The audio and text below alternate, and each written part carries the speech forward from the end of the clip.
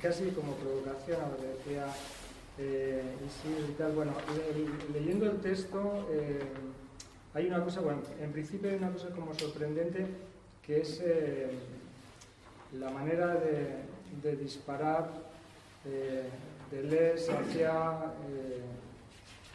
hacia el psicoanálisis, acusando al psicoanálisis de determinadas cosas que no son ya en ese momento propias del psicoanálisis, y Deleuze lo sabe muy bien. Entonces, esto es lo que primero sorprende. El texto, sobre todo la primera parte del texto, parece que hay una especie de fantasma de Lacan que recorre el texto sin que él lo mencione. Aparece el gran sacerdote, toda la historia, y aparecen muchas referencias que son referencias a cosas que Lacan ha elaborado y con las cuales Deleuze está debatiendo, aunque no lo dice expresamente.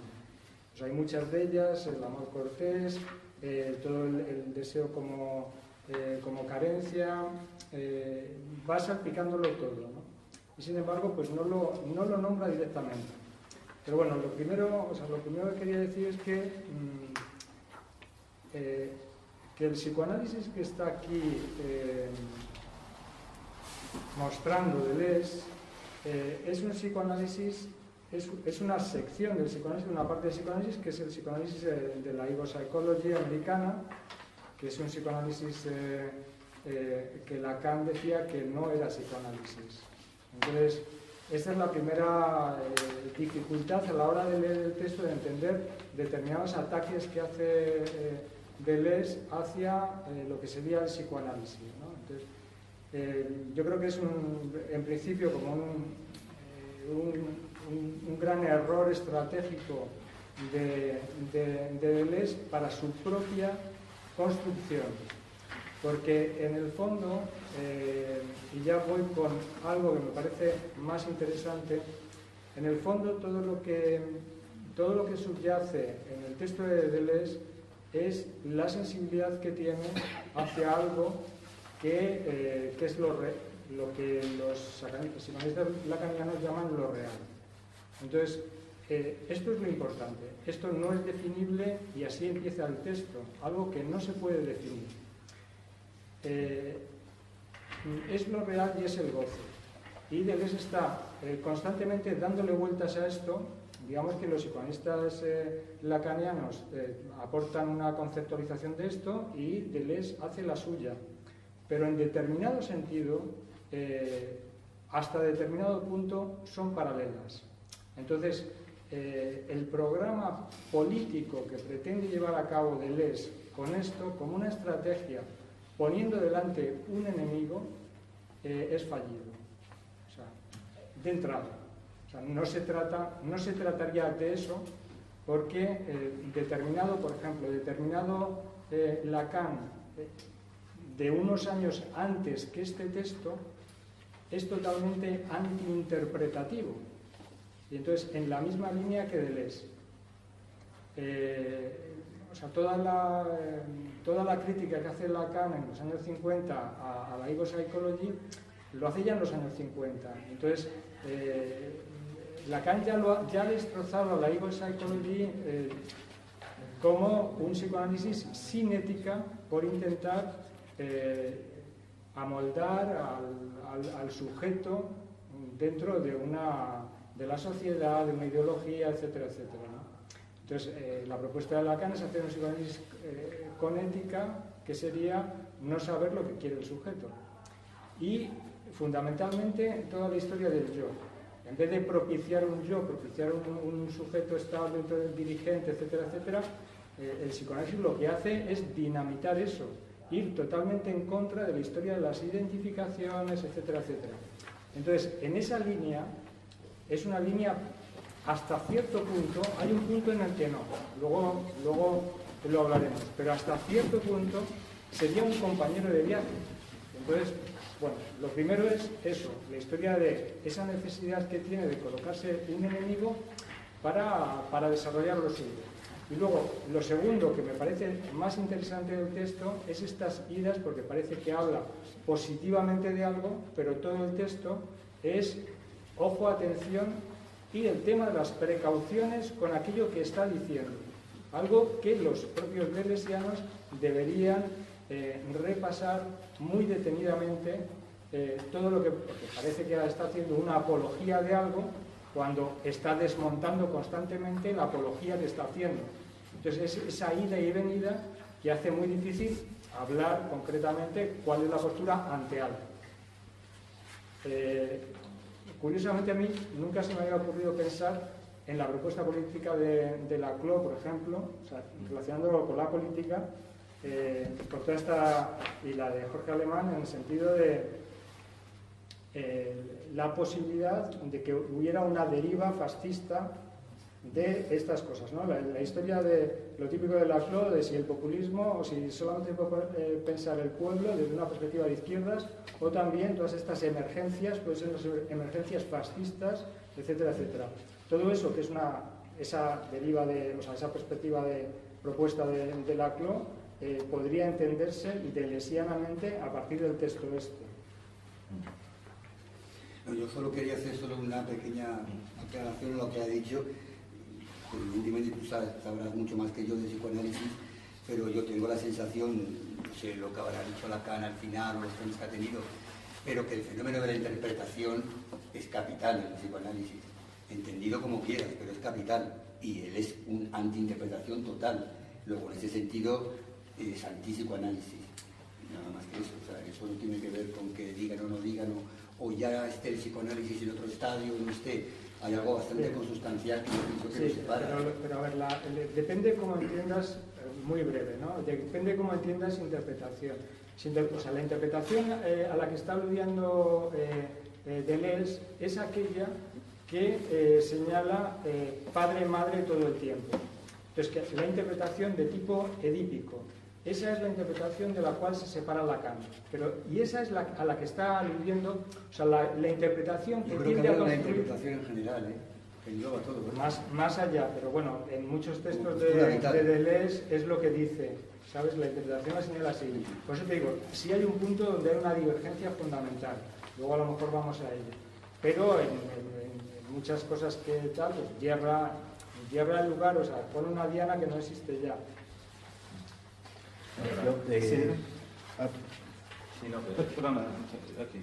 Con respecto a lo que ibas a haber dicho, porque bueno, la interpretación, efectivamente en Lacan ya no hay, es más del orden del malentendido y es una interpretación que el paciente capta con sus recursos, ni siquiera, o sea, lo que en el texto aparece mucho es el sentido, y está sentido, ¿no? Que lo nombra como interpretación. Pero en el último Lacan la interpretación no es el analista el que interpreta. El analista, digamos, confunde, provoca una situación donde el paciente interpreta con su inconsciente. Ya no es el psicoanálisis en el lugar del saber oracular. Hay una sustitución de la interpretación por el acto analítico. O sea, digamos que se sustituye de alguna forma la interpretación por el acto analítico, que es un poco lo que decía Antonio. El acto analítico ya es otra cosa, ¿no? Es un hacer del analista que mueve al paciente a trabajar, ¿no? Perfecto. ¿Isidro? Bueno, yo primero lo que quiero es ir al texto. Es decir, que el texto no nombra nunca a Lacan, nombra, para mi gusto, bastante tangencialmente al psicoanálisis, en cuanto que la temática del texto me parece que es algo bastante distinto de un ataque contra el psicoanálisis, cosa que se hizo ya en el Antiedipo, y la defensa que se está haciendo ahora del psicoanálisis en realidad no es nada más que la defensa de los argumentos que se dieron en el Antiedipo contra el psicoanálisis. Yo quiero recordar que si hay un enemigo aquí en este texto es Dios. Es decir, este texto viene inspirado por un texto de Artaud que se llama Para terminar con el juicio de Dios. Y entonces se trata de establecer dos cuestiones. Una, el materialismo de corte inmanentista, que es fundamentalmente el asunto de fondo del cuerpo sin órganos. Y dos, en la cuestión del ateísmo, en el sentido no tanto de Dios no existe o Dios no hace nada, sino que Dios hace mucho.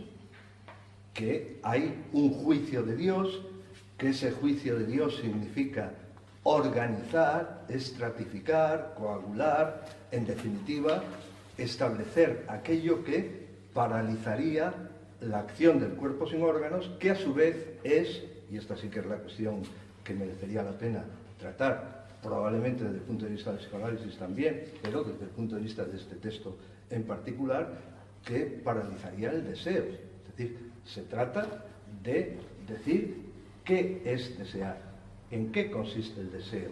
¿Tiene el deseo necesariamente que ver con el goce? ¿Tiene el deseo necesariamente que ver con el placer? Porque a mí me parece que el texto no dice eso.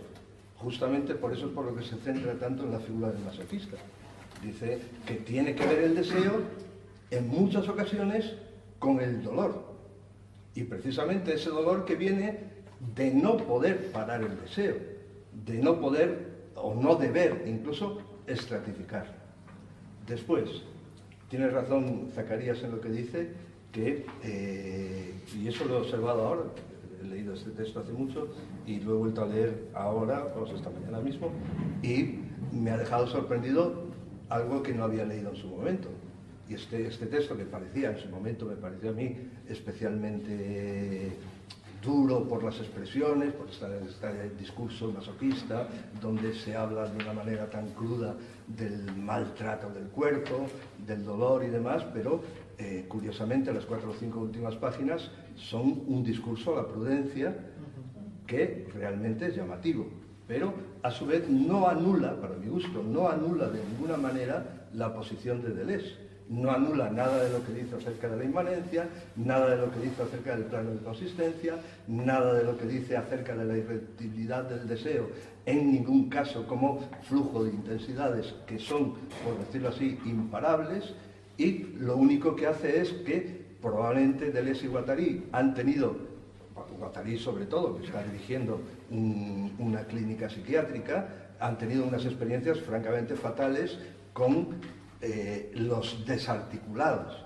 por decirlo así. Entonces viene a decir, mucho cuidado, que hacerse un cuerpo sin órganos no es destruirse, no es suicidarse, no es hundirse en una desarticulación total en la que sencillamente pasamos a no ser nada o sencillamente a morir. Hay que tener cuidado, sobre todo, con 2 peligros. Y uno de ellos es esencial en cuanto a, primero, el peligro que acabamos de decir, de que el, digamos, flujo de producir o de hacerse el cuerpo sin órganos puede llevarnos a la catástrofe.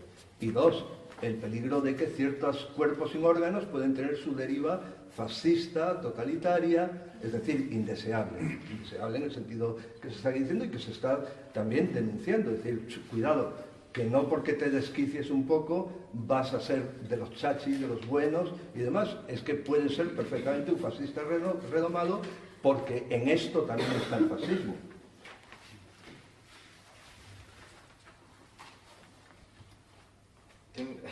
Tengo una lista de nombres de gente que quiere intervenir y he escrito Dios. Debería organizar mejor mis apuntes. Yo tenía una duda sobre el texto.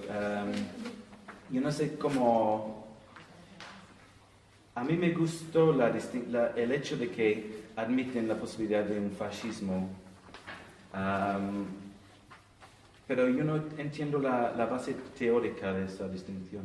No entiendo qué tiene que ver con su concepto del múltiple, de lo múltiple, de la multiplicidad.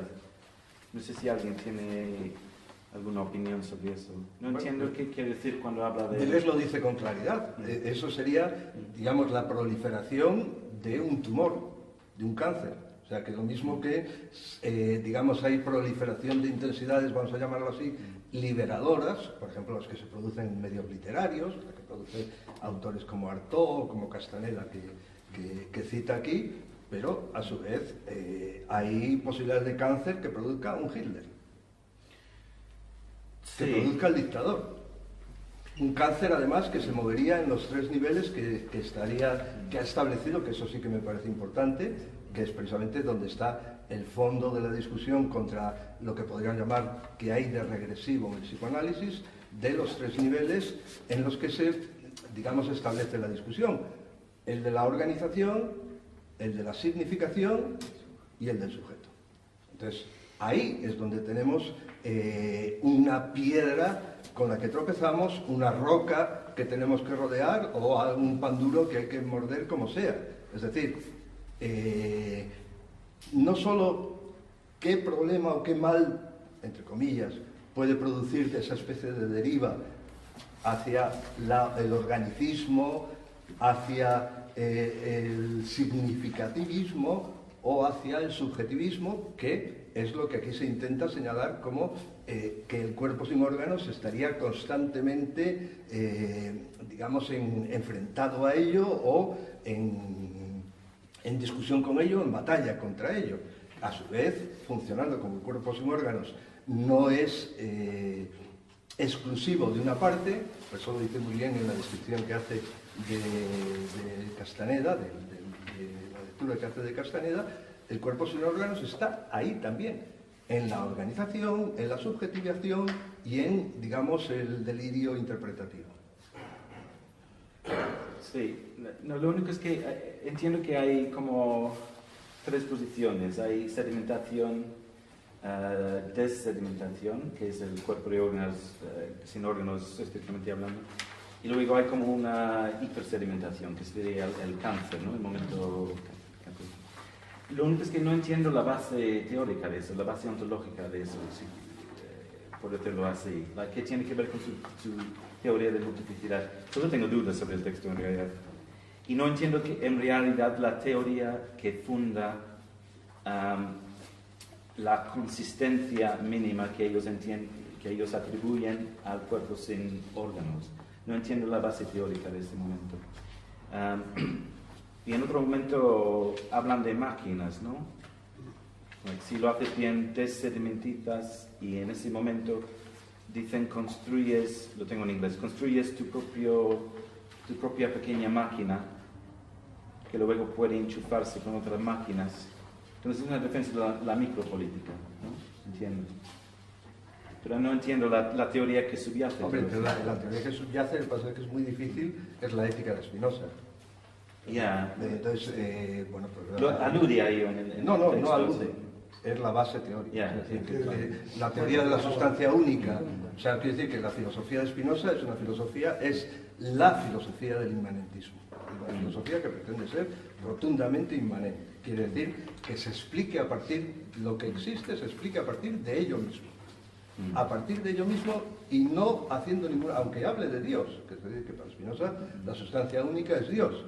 Y esa sustancia única, lo explica en el párrafo de la página 159, esa sustancia única se expresaría a través de infinitos atributos, de los cuales en el caso de Spinoza solo se conocen dos, la extensión y el pensamiento, y a su vez esos atributos se realizarían en los sucesivos modos tanto del pensamiento como de la experiencia. Aquí en este caso cambia la terminología, pero la sustancia única de Spinoza, la sustancia única, es decir, sustancia de sustancias, si nos podemos hablar así, sería el cuerpo sin órganos, que estaría detrás tanto de las territorializaciones como de las desterritorializaciones, y se expresaría a su vez en cada una de las posiciones, sean de subjetivización o de sedimentación o de coagulación de las experiencias o de los fenómenos subjetivos, interpretativos, etcétera, etcétera, como de todo lo contrario.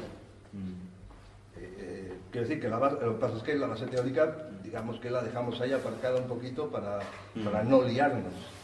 Pero vamos, la base teórica es lo más contundente que puede haber, en cuanto que además lo está haciendo o diciendo un experto, que es Deleuze. Es decir, que sabe de Spinoza es él. Me parece que sí conecta un texto de Artaud con Spinoza. Sí, bueno, es que claro, lo unifica. Dice, el Liobávalo es Spinoza. Claro, pues así hay. A ver, yo creo que es la primera vez que no hay cola para hablar. Sí, Héctor. Yo creí que había una cola muy grande después de Dios. O sea, por intentar un poco entender qué significa realmente lo del cuerpo sin órganos, que claro, como parte del hecho de que es una experimentación y no un concepto, ya no se trata de poderlo agarrar y poder edificar a partir de un concepto. Se trata de una experimentación. Entonces, ¿dónde se pone el énfasis? En las intensidades y en los flujos. En permitir las intensidades y los flujos. De ahí viene que sea necesario una especie de máquina de funcionamiento que impida el cese de esas relaciones, de esas intensidades y de esos flujos. Dice en un momento determinado, como la suma de los cuerpos y órganos sería el plan de consistencia. Esa maquinaria lo que tiende a garantizar es que exista un plan de consistencia. Plan de consistencia como suma de cuerpos y órganos, que garantiza esa fluidez. Ahora, el concepto un poco tiene un equivalente con el de rizoma. O sea, es algo... ¿Cómo trata Deleuze esta historia de los estratos, las territorializaciones o desterritorializaciones, como algo que no puede ser ni negativizado en sí ni positivizado en sí? Porque claro, hay una crítica, pero al mismo tiempo son necesarios. Pues a lo que voy es un poco a intentar comprender, a lo mejor es una mala manera de acceso, pero a mí yo tengo la impresión, cuando leo el texto, es que mi impresión parte de dinamitar modelos organizativos, modelos jerárquicos, de ahí la interpretación, de ahí la significación, etc. Entonces, aquellos modelos, la estructura, lo organizativo, eso lo intenta dinamitar porque lo que sostiene es que impiden los flujos, pero al mismo tiempo tiende a hacer una construcción, o sea, no es algo donde todo se mueve por dentro y donde es inasible. O sea, tampoco sé mucho de Spinoza, pero empieza con los modos, los atributos, etcétera, etcétera. O sea, Spinoza hace un modo geométrico y hace una organización y hace un sistema. Entonces, Deleuze está con eso. Entonces, no es que no haya, seguramente la palabra sistema no le gustaría nada, pero no es que no haya una organización o no haya un sistema. Entonces, esto es la complejidad de lo que es destruir un tipo de lenguaje, un tipo de organización, un tipo de historia, creando otro que no se llama como tal, pero que en el fondo, a mi parecer, tiende a una construcción de ese tipo. Aunque no sea jerárquica, aunque no sea tal, pero tiene que haber cosas que se interrelacionen, que funcionen y tal. Ahora, la dificultad es luego definir, por eso está toda la historia de los peligros, porque en algunos momentos parece como que hay una apuesta por ello. Por ejemplo, hay una apuesta por la historia del cuerpo sin órganos. ¿Cómo decir? Bueno, órganos no, porque el órgano ya sería una organización, etcétera, etcétera. Entonces, no, eso tiene que destruirse. Pero, ¿y qué pasa si lo destruimos? O sea, ¿qué tenemos a partir de ahí? Porque ya ahí se moja, hay una apuesta hacia algo que puede llevar a un fascismo, por ejemplo.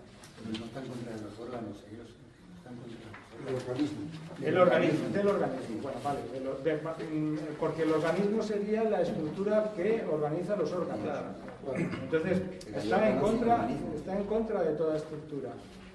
Entonces, curiosamente, claro, yo leo el texto y a Deleuze se le escapa constantemente o sea, lo que a él le flipa es el tema de la fusión. O sea, la fusión aparece constantemente por aquí y por allá.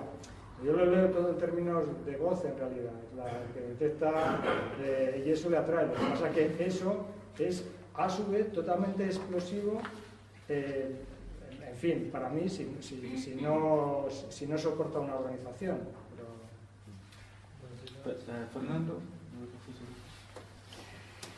Sobre el tema ese del psicoanálisis, yo sí creo que lo menciona bastante y que incluso da la impresión no que lo ataque, sino que es el escalón sobre el que se apoya, ¿no? Sí, le señala lo que carece, lo que él le añade, un relieve que él le añade, pero no atacándolo, sino apoyándose en él y yendo a otra cosa, ¿no? Por ejemplo, en la parte esa última que antes habéis comentado, de la moderación, cuando dice que hay que tener cuidado y se pone una época en un tono moderado, ¿no? Es decir, los estratos contra los que él está, por ejemplo, el de la interpretación y el de la significación, pues después de decir que los estratos pues, es lo que hay que evitar, que es lo que crea el organismo, etcétera, pero después dice que hay que tenerlos en cuenta, que hay que apoyarse en ellos, que hay que... Y entonces, cuando se pone en este plan, diríamos, de lo moderado y de lo que aquello que ha aparentemente negado, que es el enemigo, el organismo, ¿no? Sin embargo, al final dice que hay que jugar con él, que no se trata de negarlo y quedarte vacío como el drogadicto, el fascista, etcétera, ¿no? Cuando se pone en esta parte, a mí me ha recordado, yo desde luego la metafísica de esto no la controlo en absoluto y no la entiendo, bueno, la sigo como puedo, pero en fin, no, pero me ha recordado, en ese momento me ha recordado una vieja discusión política, que voy a decir en 2 palabras, en un nivel muy vago, muy de sentido común, vamos, muy superficial, ¿no? Discusión que yo creo que he tenido desde mi juventud en muchos momentos de la vida, que yo creo que aquí en Cruces se ha mantenido en algunos momentos.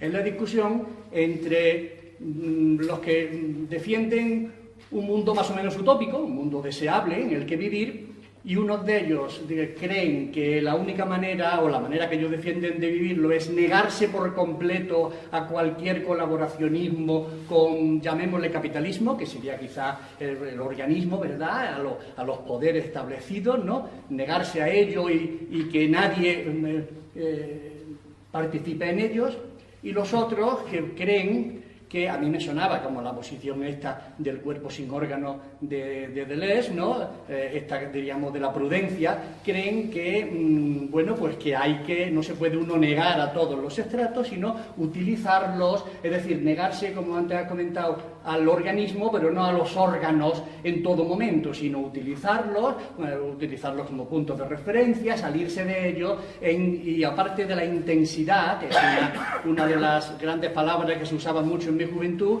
pues también la transversalidad, que se ha utilizado más actualmente, ¿no? Es decir, pasar de unas cosas y otras, procurar no caer bajo el poder del organismo, es decir, del Estado y del sistema, pero utilizarlo en tu medida, ¿no?, en la medida que tú... Entonces, a mí me pareció que me recordó a esta discusión, ¿no?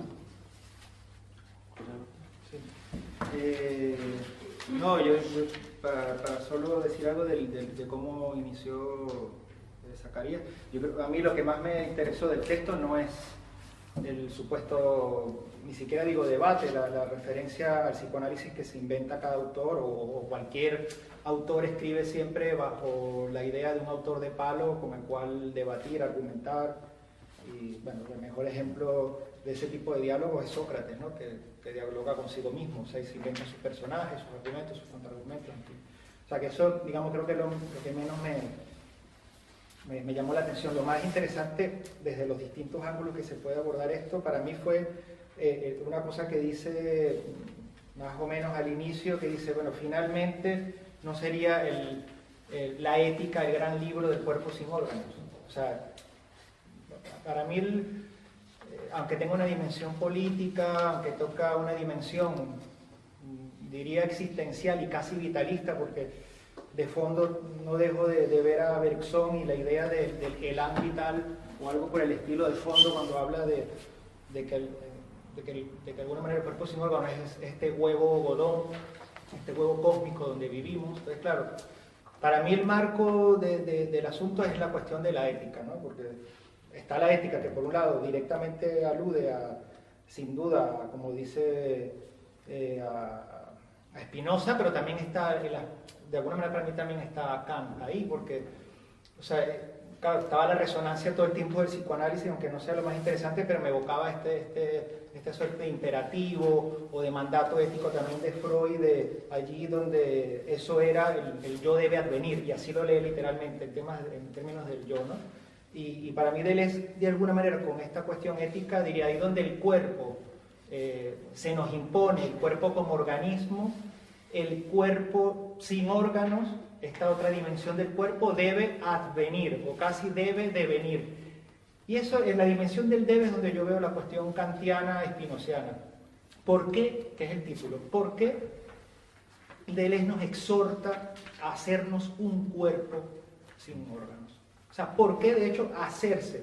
Es que ni siquiera lo pone en duda, va directamente al cómo. ¿Cómo hacerse un cuerpo sin órganos? Es verdad que en el Antiedipo y en algunos otros lugares ya él había anticipado este concepto de cuerpo sin órganos, pero aquí en 1000 mesetas, en el 80, entra directamente a cómo hacerse. ¿Para qué?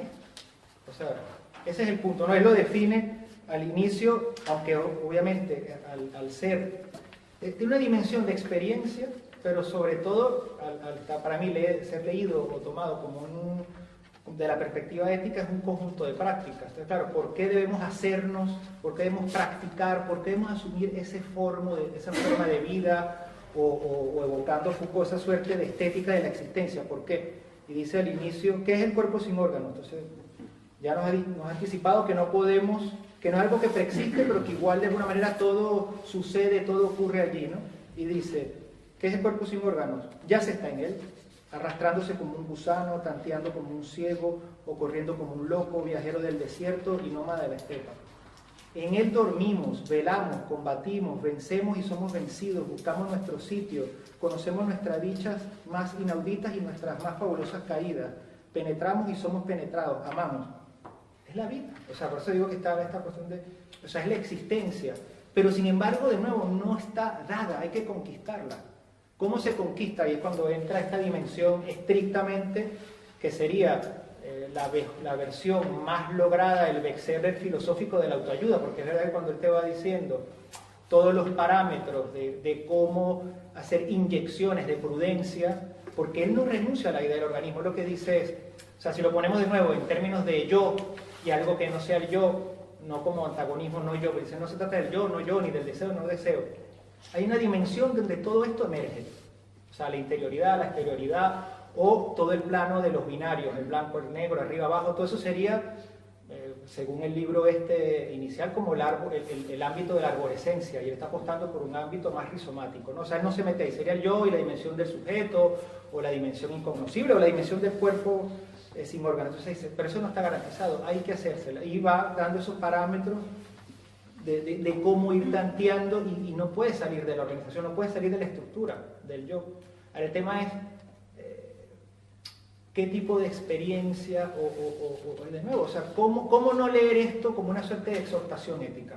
¿Cómo no leer esto, de alguna manera, como una suerte de imperativo del buen vivir o del bien vivir? O sea, y ahora eso se puede aplicar en el ámbito personal, intersubjetivo o político, pero, o sea, como una suerte de vocación a una crítica, claro, que está haciendo una crítica de fondo. Claro, si uno sale un poquito del texto y se va al conjunto del libro o algo de la idea que plantea Deleuze en este tiempo, es como una gran crítica a esta racionalidad occidental, que todo se verticaliza, que siempre hay un orden de lo trascendente, y apuesta por una cosa expansiva sin extensión, por esta dimensión de la vida, para no quedar amarrado y vivir el fracaso que de alguna manera la historia de Occidente ha mostrado, ¿no? Marta, Isidro, A ver, Nacho, Hilario, Dios.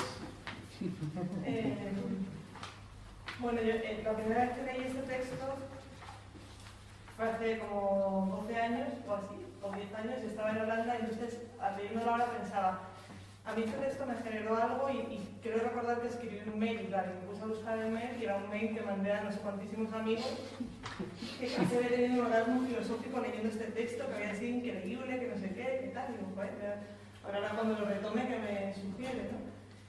Y me he dado cuenta de dos cosas. Lo primero, que lo que me capturó fue la escritura poética, que me parece que tienen, que a mí me gusta mucho. Y la otra cosa que me he dado cuenta es que Lacan me ha pervertido un poco la mirada para leer estos textos, porque después de Lacan es como que ya no puedo leer este texto como lo leía aquella vez, ¿no? Ya no me ha... Lo poético me sigue pillando, pero hay algo ahí como que no...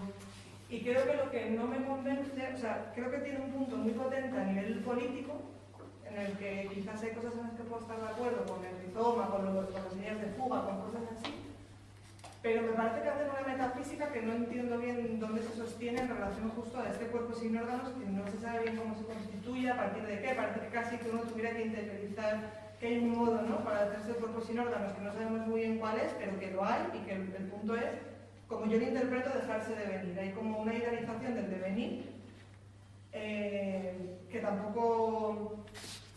O sea, es como... A ver cómo puedo explicar eso. O sea, por un lado, como que dice, no nos empeñemos en otras cosas, porque al final nos tira, es que hay que aceptar que esto es un devenir y que hay que ver cómo uno puede devenir, y entonces a lo largo del libro va diciendo, pues pone varios ejemplos, ¿no? Y hay que dejarse en ese devenir, que también me parece que hay cierta idealización de la locura ahí, de esa línea de fuga, que dices, bueno, o sea, pensaba, ¿será que Guattari tuvo una muy mala experiencia con Lacan? O como analizante, o como... Te miro a ti porque estoy pensando, no lo digo que me aclara todo esto, pero, ¿no? O lo tuvo como estudiante de Lacan, pero hay algo ahí que vas leyendo. Yo he hecho una pequeña trampa porque me he leído, me he repasado hoy el momento en el que hacen el tema del nombre de los lobos, y entonces viene a decir básicamente que Freud se inventa una cantidad de patrañas, ¿no? Que bueno, que el antiedipo, que el padre, que Freud da al padre en todos lados, que Freud de pronto manipula todo el caso para llegar hasta donde él quiere, ¿no? Recuerdo también, a raíz de repasarlo, que cuando yo leí el nombre de los lobos me pasó un poco lo mismo, pensé, ¿cómo fue Freud aquí, la interpretación? Pero luego hice una segunda lectura y entonces empieza todo como a parecerse clarificado, ¿no? Entonces, bueno, para resumir, yo no puedo evitar leerlo percibiendo esta cosa antipsicoanalítica que me parece que es un poco burda, en el sentido de que en el otro capítulo que hace el repaso del nombre de los lobos, ves que lo que se limita a decir es que la significación que hace Freud, que se la invente, se la saca de la manga, sin ir un poco más allá. Me preguntaba si es que qué experiencia analítica han tenido como para comprender por qué luego tanto Freud como Lacan extraen estas cuestiones en torno a la interpretación y el inconsciente. Me lleva a pensar que la interpretación que hacen ellos metafísica, cuando no lo llaman interpretación, así como que el deseo en el psicoanálisis es un teatro de representaciones, mientras que para ellos es una fábrica de producción en la que se pone a producir, que tampoco veo muy bien, o sea, la exclusión de una cosa de la otra. Y en este sentido, pues eso, o sea, me parece que hacen una metafísica, por un lado, como medio voluntarista, o sea, por un lado vienen a decir que no se puede forzar, pero por otro lado vienen a decir que es lo que tiene que ser y que tiene que hacerse. Entonces hay algo ahí que no me convence mucho. Sí, yo me identifico contigo, por eso me preguntaba sobre la base teórica de todo esto, porque soy relativamente ignorante sobre todas esas cuestiones.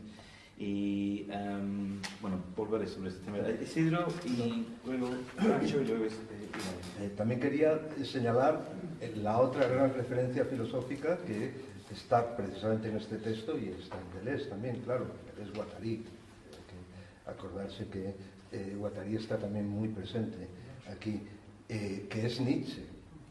Y además aquí está con toda claridad para responder a la pregunta que se hacía José Alberto hace un momento. ¿Por qué hacerse un cuerpo sin órganos? Pues precisamente para terminar con el juicio de Dios. Es decir, para de una vez no solo declarar la muerte de Dios, sino cargar con las consecuencias de la muerte de Dios y abrirse a otra expectativa que no dependa del juicio de Dios. Porque si no, Dios sigue vivo, que esa es la acusación grave, gravísima que hay dentro de este texto. Es decir, que el juicio de Dios no te lo quitas sin más declarándote ateo, o declarándote materialista, o declarándote el enemigo de Dios, sino que tienes precisamente que actuar, tienes que hacer algo para librarte del juicio de Dios, en cuanto que el juicio de Dios no solo te afecta a ti, sino que tiene una dimensión, no voy a decir, evidentemente no individual, una dimensión colectiva o social obvia, pero es que tiene una dimensión cósmica, en cuanto que aquí estamos poniendo en juego el universo por completo, no nada sencillo, sino la sustancia única, todo. El universo regido por una especie de ley inmanente por la cual la fuerza que se puede identificar constituyendo ese todo es el deseo. Naturalmente hay que desentrañar en qué consiste ese deseo. Por otro lado, lo dice, quiero señalarlo en las páginas 150. Una pregunta, pero él o ellos, ya no sé quién es esta parte, tú dices... Dicen que hay que hacerse cuerpo sin órganos para librarse del juicio de Dios, pero a la vez ellos dicen que en realidad uno ya está en el cuerpo sin órganos. Sí, ¿Cómo distinguimos el cuerpo sin órganos y además me voy a insistir en el cuerpo sin órganos para librarme del juicio de Dios? No, bueno, primero, digamos que lo hacemos por lo contrario, por la contraria. Es decir, el juicio de Dios tiene como efecto la organización, la articulación, la sedimentación, etc., la estratificación. Esa estratificación es lo que hace precisamente que Dios mismo, vamos a hablar en esos términos que no son los del texto, pero que más o menos se pueden suponer, esté vivo actuante, si se quiere. La contraposición a esa manera de entender las cosas es justamente abrirse hacia el cuerpo sin órganos, abrirse hacia ese cuerpo que nos tiene necesariamente, porque si no, no estaríamos haciendo nada. Nos tiene necesariamente que permitir acabar, no salir de, que estaba diciéndolo incluso mal yo, acabar con el juicio de Dios, acabar con esa especie de mandatario supremo que organiza la vida, que paraliza el deseo y que paraliza, digamos, el impulso por el cual luchamos contra la muerte permanentemente. Y además, quiero decirlo, que lo dice clarísimamente entre las páginas 163 y 164. Dice, el juicio de Dios, el sistema del juicio de Dios, el sistema teológico es precisamente la operación de aquel con mayúscula que hace un organismo, una organización de órganos que llamamos organismo, porque no puede soportar el cuerpo sin órganos, porque lo persigue, porque lo destripa para adelantarse y hacer que prevalezca el organismo. Así sucesivamente hasta el final del párrafo, que dice, el cuerpo sin órganos grita, me han hecho un organismo, me han plegado indebidamente, me han robado mi cuerpo. El juicio de Dios lo arranca de su inmanencia y le hace un organismo, una significación, un sujeto. Él es el estratificado. Creo que queda claro y digamos que esto es Nietzsche puro, si nos ponemos a hablar en esos términos. Y a su vez que no se puede sobrevolar tan fácilmente el asunto de la muerte de Dios. Es decir, que eso ya lo dijo Nietzsche clarísimamente y estamos todavía bajo su efecto. Es que Dios no es solo una palabra, sino que es un sistema. El sistema teológico que aquí se llama el juicio de Dios. Y la otra cuestión, que es claramente nietzscheana, procede de la genealogía de la moral, que es del apartado de la genealogía de la moral que habla de la psicología del sacerdote, que aquí lo trata de una manera espléndida, por un lado, por mi gusto, claro, que no quiero extenderlo de otra manera, pero a su vez dando en la clave de por qué el sacerdote es malo, por decirlo así. Lo dice en las páginas 159 y 160, donde además primero señala cuáles son los males que introduce el sacerdote, que son precisamente lo que él llama la ley negativa, la ley de la carencia, es decir, que eso tenemos que debatirlo aquí, la interpretación del deseo como carencia, que justamente es lo que Deleuze utiliza como caballo de batalla por delante de cualquier otra cosa. Que el deseo no desea nada que le falte, que no hay nada que le falte al deseo. Sacerdote es aquel que le convence a quien sea que su deseo es deseo de algo que le falta, de algo de lo que carece, que él es incompleto y naturalmente tiene que producir por su actividad aquello que le completa y que no llegará a tener nunca, que es justamente de lo que le falta. A su vez, la regla extrínseca, suponiendo que el deseo tiene como objeto imposible de sobrepasar el placer, que el deseo, por decirlo así, se aplacaría si tuviese el momento de placer que le daría la consecución de su objetivo. Y la tercera, que es la cuestión de, aquí lo llama el ideal trascendente, que sería la declaración de que el deseo, en último término, es el deseo de algo imposible, lo cual es una cuestión también que tiene mucha miga. A su vez, recomiendo especialmente este párrafo en cuanto de la brillantez con la que se expresa Deleuze, porque a la hora de hablar de la acción del sacerdote distribuye los puntos cardinales de una manera extraordinaria. El norte para la espiritualidad, digamos, de los países nórdicos. El sur para digamos, el hedonismo del sur.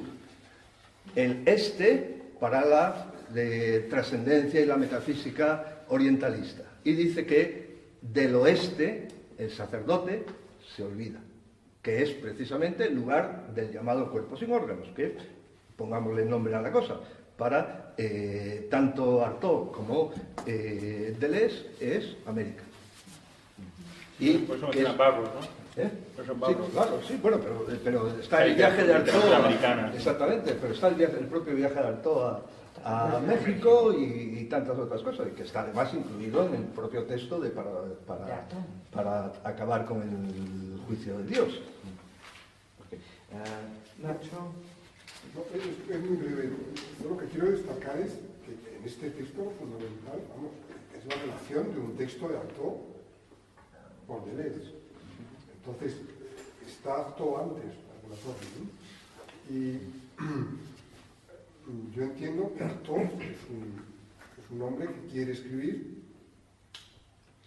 y que se da cuenta que lo que escribe no lo puede aceptar.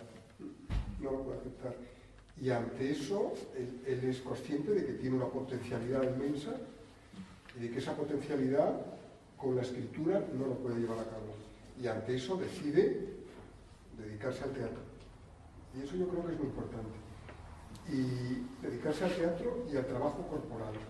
¿Sí? Corporal. Y ahí está la conexión con cuerpos sin órganos. Yo creo que eso es importante tenerlo en cuenta. Y yo pienso que en el mundo del arte del siglo XX, esa falta de interpretación, es decir, de referencia a algo, ¿no? Ya sea desde el punto de vista historicista, familiar, social, incluso social, ideológico, yo creo que es un componente fundamental.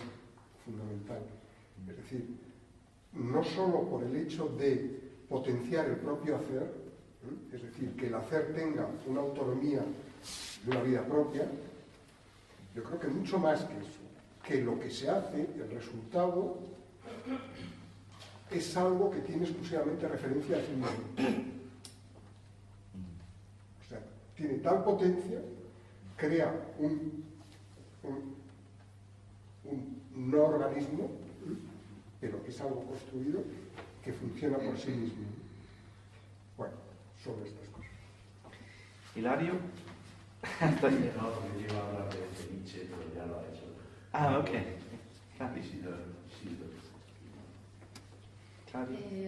Sí, yo en la línea de lo que él decía, un poco rescatar que Artaud viene del teatro y que, bueno, Deleuze escribe el texto basándose en la idea de Artaud. Y me parece interesante la propuesta, la exhortación a pensar un poco lo descabellado, ¿no? Que de por sí ya es como algo que podemos hacer muy, muy corporal y sentir muy corporalmente.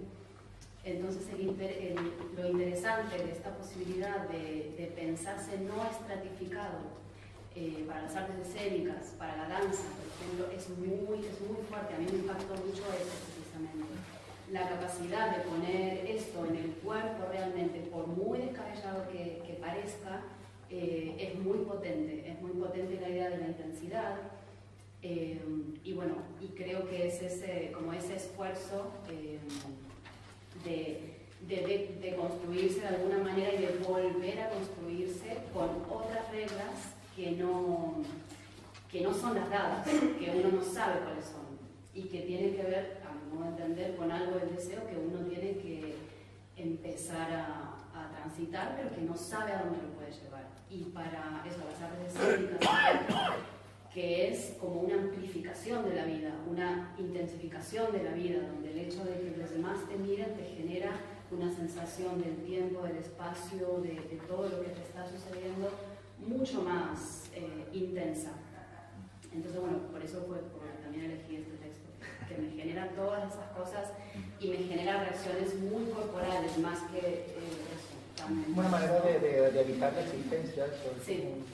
como una suerte de parámetros, digo, menos comercializados que los libros de autoayuda, pero de cómo evitar la existencia, ¿no?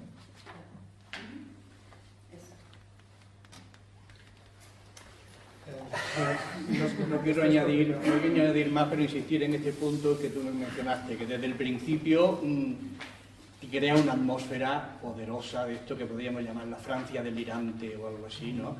Que no sé si lo hace a base de esas escenas un poco así sadomasoquistas y tal, del caballo, no sé cuánto, pero por unos métodos u otros te va creando una poderosa sensación que estás leyendo una cosa diferente. Después te vas metiendo quizás, en fin, ya te vas de eso y te vas metiendo los conceptos, ¿no?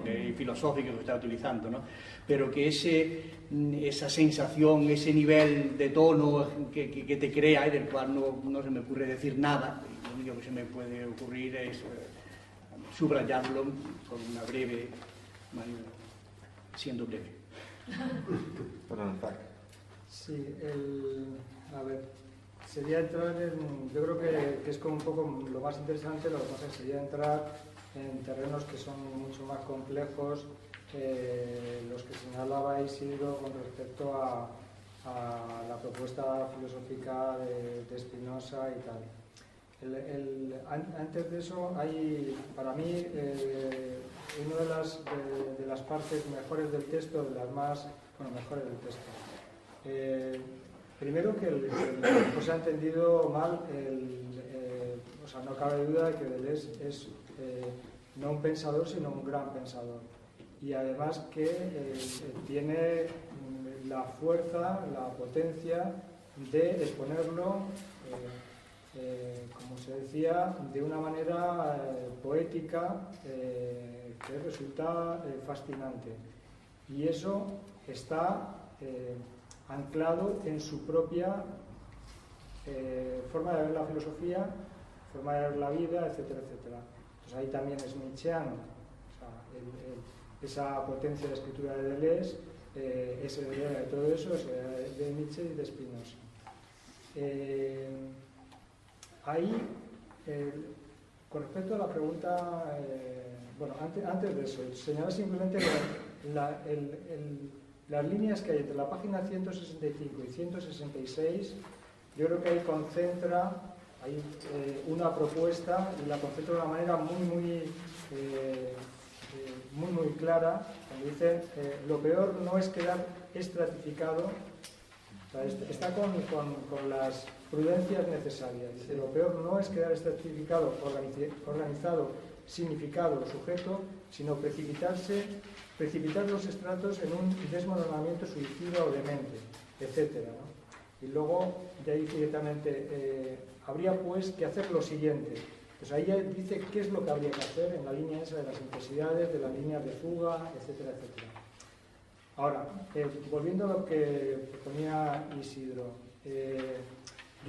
a mí ya me sugieren ahí preguntas. Pues, venimos, lo que decía José Alberto, con esa posición ética de cómo hacerse un cuerpo de horas, por qué hacerse un cuerpo de horas para acabar con el juicio de Dios. Mi pregunta sería, bueno, ¿y por qué se ha creado a Dios? O sea, ¿qué hay? O sea, ¿por qué se ha creado a Dios? ¿Por qué hay la culpa? ¿Por qué todo esto? En la línea de ¿por qué pensamos que puede haber un lugar sin que exista eso? Le doy la vuelta a la pregunta de ¿por qué hablar de carencia en el deseo? ¿Por qué creer que existe una completud? Básicamente, o sea, porque, claro, es una propuesta, uno podría decir que es una propuesta axiomática. Aquí tenemos lo del huevo de Ogón. Un equivalente es el mito de los hombres bola de Aristófanes. Entonces, ¿por qué creer que existió en un momento ese lugar como originario perfecto, donde hay una comunión, donde hay... O sea, ¿por qué? O sea, son construcciones. Uno dice, bueno, construye la falta, construye la escisión, construye la división sexual. Deleuze está intentando abolir completamente, o sea, vamos, completamente. Por un lado, está intentando abolir esa diferencia. O sea, pone todas esas descripciones del masoquista que intenta coserlo todo, coser, que no haya fisura, que no haya rasgo, que no haya división, como que no haya separación hombres y mujeres. La cultura Dogon parte también de eso, de una unión hombre-mujer originaria, fundadora y demás. Entonces estaríamos en un exilio de eso y habría que recuperar eso. O sea, ¿de dónde viene este fantasma de esa completud, de esa esencia, de esa sustancia que no tuviera esa fisura? ¿Por qué llamar a la culpa como algo que deberíamos extinguir? Antonio, una cosa rapidísima para responder a Zacarías. Porque se ha producido una gigantesca conspiración contra la vida que ha significado una traición hacia el deseo. Esa conspiración de las fuerzas, digamos, reactivas han hecho que se haya creado la mayor manera de conspirar o de destruir o de deshacer la vida, que es la trascendencia. Se trata de apostar por la inmanencia. En un momento dado, contra la inmanencia, se ha creado por puro resentimiento eso que pensamos que no era necesario, y evidentemente no es necesario, pero se ha producido. Sí, pero el fascismo también es deseo. No, o sea, sí, claro. Por eso, tirando del hilo, lógicamente hay un deseo fascista, o si, como lo dice Deleuze tan claramente en el Antiedipo, las masas desearon el fascismo. No solo un dictador, sino que el fascismo encarnó en las masas, de tal manera que las masas mismas desearon, porque no pudieron hacer otra cosa más que el fascismo. Pero eso no es el problema del problema primero. Digamos, eso es una derivada. El problema primero es que de alguna manera se ha colado el resentimiento contra la vida, que ha estropeado todo. Si nos ponemos a hablar en los términos de Nietzsche, que son los términos de Deleuze clarísimos. Antonio, quería comentar, bueno, estamos hablando de un analizante y asistente del seminario de Lacan, del año 80, tiene toda la doctrina incorporada. Entonces hay una definición del cuerpo que da Lacan, que es un cuerpo, eso se goza, ça se jouit. Y este libro, el Antiedipo, comienza precisamente así. Eso come, eso bebe, eso, procesos corporales, ¿no? Entonces, el texto, este trabajo que hace sobre el goce y sobre lo uno que camina solo, es interesante porque digamos, la teoría lacaniana lo que hace es, lo que propone el proceso analítico es la emancipación del discurso, de que uno es objeto, hasta llegar a algo que itera, algo que insiste por fuera del sentido y por fuera incluso del lenguaje, que son conceptos que resuenan en el texto todo el tiempo. Luego es interesante también la definición que da Lacan de la propia escuela, que es casi lo que dice en el texto, que son los dicen dispersos, disjuntos. No sé si la traducción se parle, se sortit, sería algo así. Que viene a ser este concepto que propone el texto, ¿no? Donde hay algo que está digregado, que no hace organismo ni órgano y que goza de forma, bueno, si no autista, de forma acéfala, que es el concepto al final de lo que anima viviente, ¿no? Al ser hablante al final del análisis, que sería eso se goza.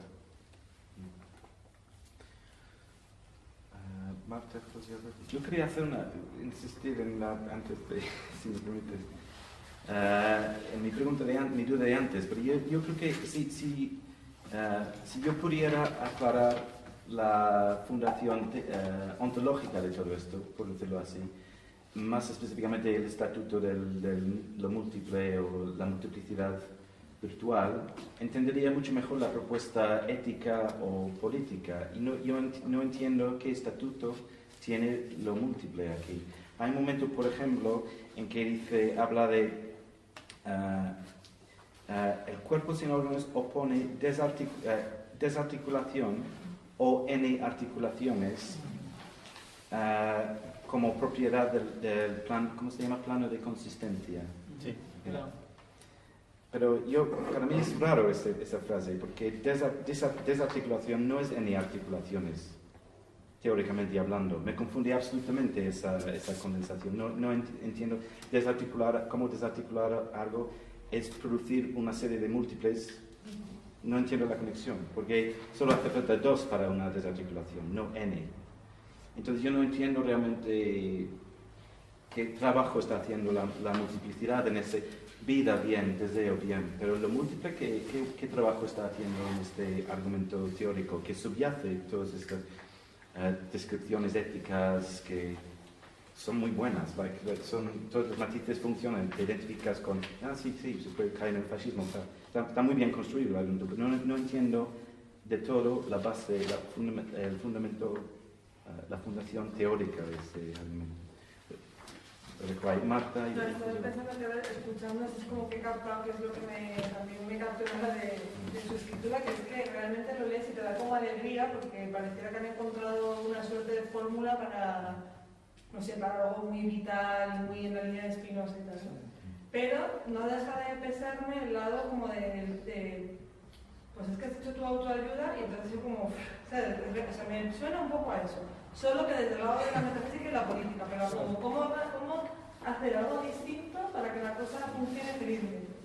Y yo no sé si es por mi pesimismo o por mi mirada sucia lacaniana, pero o sea, es que al final, claro, no me parece que la cosa vaya por ahí. Y pensaba cuando sacabas tú lo del teatro, que yo creo justamente que el teatro, las artes, o sea, tienen su función cuando no está interviniendo el pensamiento, cuando no hay algo que pueda condensar a partir de una teoría o de si haces esta función así, entonces vas a liberar no sé qué cosa, sino que es algo que justamente creo que es la experiencia fuera de la metafísica. O sea, como que no, realmente puede ser una experiencia realmente, no sé si liberadora es la palabra o no sé qué adjetivo, bueno, porque me da miedo, pero que sea una experiencia potente, creo que esa puede ser, es porque no se piensa de antemano ni se puede predecir a priori cuáles van a ser los efectos de esa experiencia artística, ni un horizonte concreto a nivel psíquico, ni a nivel social, ni a nivel nada, sino que emerge de alguna manera. En el momento en el que todo esto se puede como teorizar de esta manera, me parece que pierde el fundamento de todas las artes. ¿Puedo? Sí. No, lo que pasa, o sea, yo pienso en relación a la teatro, ¿no? Si no se pone en conciencia lo que sucede, que la mente está constantemente generando contenido y que el cuerpo está acostumbrado a ciertas conductas, lo que se reproduce es lo mismo una y otra vez. Yo lo entiendo un poco por ese lado, el de desarmar ese contenido vital constante. Entonces, yo me hago el boludo de que siempre, de que no, que ahora es algo distinto, lo vas a ver. Voy a caer en lo mismo. Porque sí, porque estamos todos mecanizados y porque yo lo he visto una y otra vez. Y en la vida también repetimos conductas constantemente, ¿no? Entonces el tema es cómo me hago consciente de eso y cómo lo combato, no sé. No digo que acá tengo una fórmula sí o sí, ¿no? Pero al menos me parece interesante el contexto. A mí me gustó la referencia a autoayuda también. Hay un capítulo en el libro de Zizek que se llama En Yuppie leyendo a Deleuze, ¿no?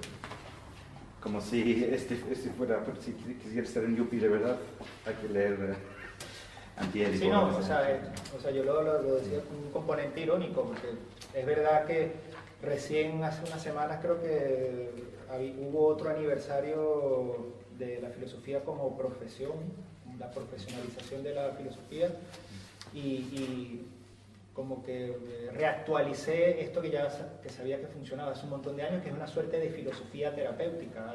Hay terapeutas filosóficos, y es verdad que este texto y quizás algunos otros de Deleuze pueden ser una gran fuente de inspiración, quizás de las mejores, si hay gente que hace de la profesión filosófica una suerte de acción terapéutica, algo por el estilo, ¿no? Más allá de lo que sea. ¿Y para eso está el psicoanálisis? Sí, claro. Sí. Pero bueno, en fin, esto es poesía, esto es poesía, no psicoanálisis. Claro, esto es una etopoiesis. Leía un autor, creo que uno de los muchos comentadores de Deleuze lo llama como una etopoiesis, una propuesta como de eso de autocreación. De hecho, él habla en un momento de la involución creativa. De nuevo, dice, no es regresivo, pero es volver a esa dimensión. O sea, el tema es, yo estoy de acuerdo con, por solo el apuntamiento, sí, lo como apuntó Isidro a la pregunta también inicial de por qué hacerse, y de ahí entonces el cómo. Sí, está el juicio de Dios. Y por eso de nuevo insisto en que solo puedo leerlo en términos éticos, e incluso ahora con más fuerza en términos kantianos, porque sería una especie de sustitución del juicio estratificado, trascendente, de trascendencia que nos impone Dios con todas las limitaciones y constricciones que eso implica, prohibiciones en última instancia, y que eso coarta el campo que habitamos de inmanencia pura, ¿no? Inmanencia pura entendida como una posibilidad, no digamos infinita, pero de realización. Un campo, y lo dice de alguna manera el texto, es un campo de realización, no es el infinito, pero sí es un campo posible de realización de ese deseo, de explorar las múltiples singularidades que cada uno puede llegar a ser dentro de la vida finita, ¿no? Pero entonces la sustitución del juicio de Dios en estos términos de prohibiciones, de un marco de ley en el cual orientar tu existencia, la sustitución sería un juicio, un imperativo ético, donde rompes de alguna manera esas barreras con la pauta muy prudente de prudencias graduales, de ciertos cálculos estoicos, ¿no?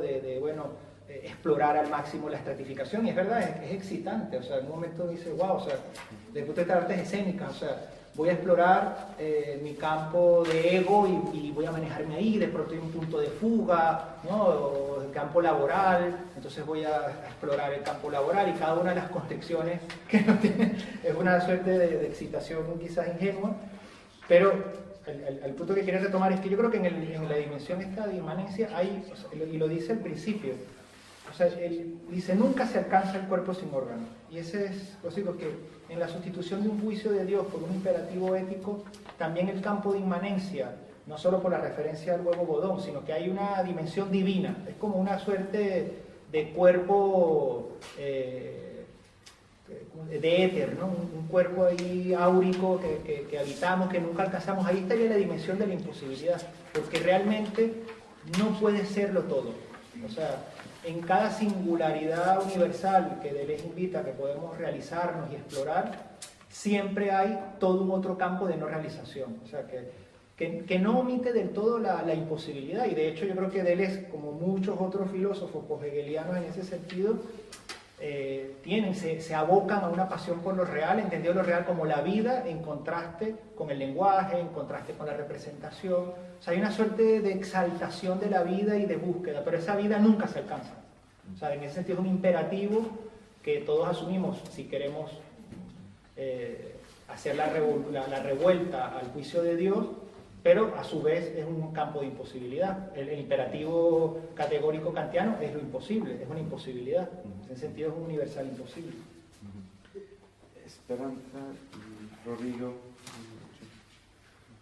Sí, bueno, a ver, yo como que lo que quería un poco es, sí, volver a esta pregunta sobre la ética, o sea, a ver, retomar un poco.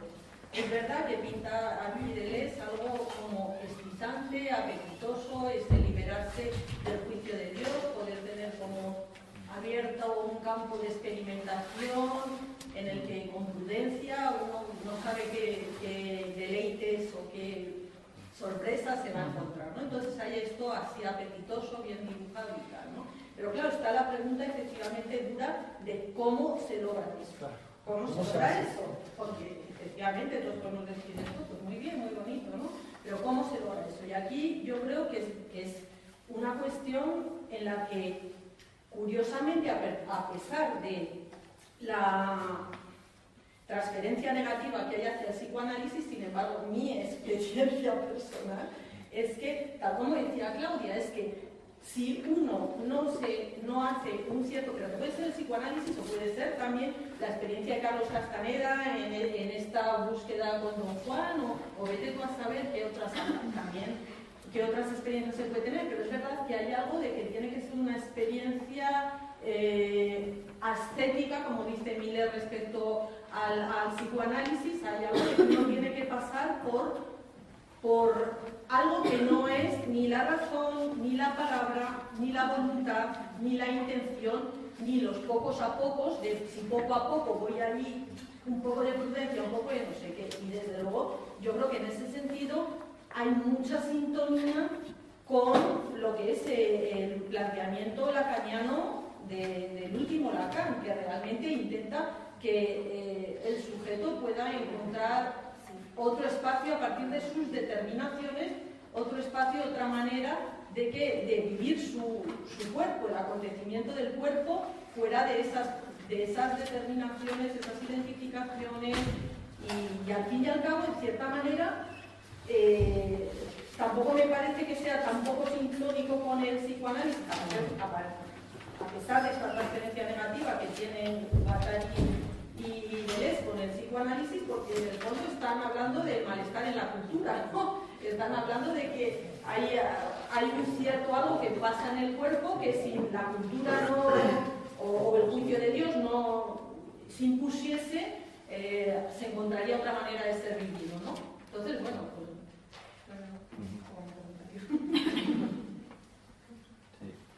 Bueno, yo intentando responder a tu pregunta esta de cuál es la ontología, ¿no? Y lo que ha dicho José Alberto, todo esto de la realidad, es justamente eso, ¿no? Que esto es una propuesta política, ¿no? Digamos, ético-política, pero viene todo de la propuesta ontológica de Deleuze, que viene de diferencia y repetición sobre todo, y que es, bueno, que es de corte nietzscheano y espinosista, que es la inmanencia absoluta, ¿no? Entonces él ahí hace un estudio de cómo es la realidad, ¿no? Y ahí habla de la multiplicidad virtual, ¿no? De que la realidad no puede captar nunca el proceso virtual. O sea, la realidad es proceso, no está dada, como decía Kant, y eso es lo que hay que intentar investigar. Él investiga con esa palabra de intensidad, la temperatura es una intensidad, por ejemplo, aquí habla del drogadicto, ¿no? Esa intensidad de frío, pues eso es cómo se puede captar ese proceso virtual. Que siempre, como dices tú, siempre son no realizaciones, no actualizaciones. Pues justamente esto lo quiere llevar al campo del deseo, lo lleva al campo del deseo, es decir, si igual que la realidad se hace a sí misma, es inmanencia pura, ¿no? Es un proceso todo el tiempo, pues ahora el deseo se satisface a sí mismo. Eso es el deseo. ¿Y dónde se satisface a sí mismo? Pues, por ejemplo, en el amor cortés, que es siempre un diferir, ¿no? Nunca querer satisfacer, entonces siempre se mantiene el proceso continuo, o también en el masoquista, ¿no? El placer es lo de menos, lo importante es seguir en el proceso, ¿no? El proceso de dolor, ¿no? Pues justamente esa es la propuesta. O sea, él dice, el cuerpo de los órganos es lo que hay que intentar llevar esto, lo que es la realidad, ese proceso virtual, a nuestra subjetividad. Y justamente es esa apertura hacia el afuera absoluto, hacia la inmanencia absoluta. ¿Dónde se consigue eso en política? Pues yo creo que para él, en mayo del 68, en esos encuentros, los estudiantes por un lado, los obreros por otro, en esas aperturas se encuentran y se forma un plano de consistencia. Y yo creo que va por ahí, por esas multiplicidades que vienen siempre de esa ontología de lo virtual, que es fundamental en Deleuze. ¿Qué es un múltiple?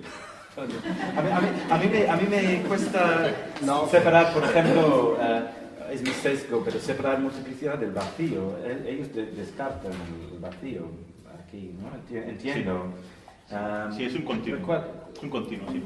Sí. ¿Qué le diría Badiou a Deleuze? 50, ¿no? Bueno, ha escrito el libro sobre... tienes claro.